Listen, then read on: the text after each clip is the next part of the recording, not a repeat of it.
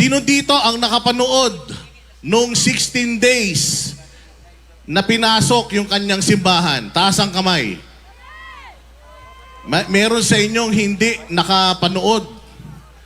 Pero first time po na mangyari sa history ng Pilipinas na ang isang simbahan pinasok ng mga kapulisan 6,000 ang gustong hulihin isang pastor na walang sinaktan kahit isang tao.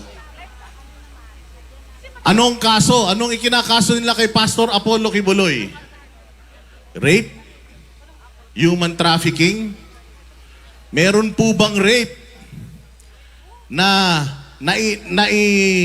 sampa yung kaso taon pagkatapos ng sinasabing rape?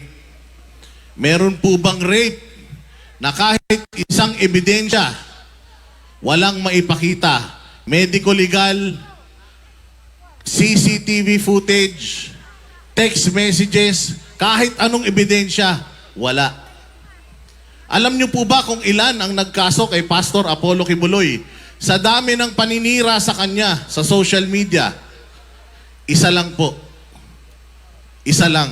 Sa dami ng mga testigo sa Senado nung hearing niya, isa lang po ang nagsampa ng kaso.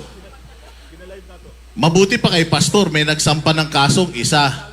Kay Pangulong Duterte, wala kahit isa.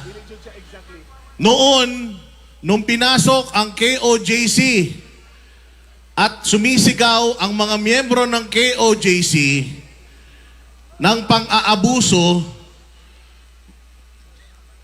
walang pumansin sa atin. Hanggang sa nangyari kay Pangulong Duterte.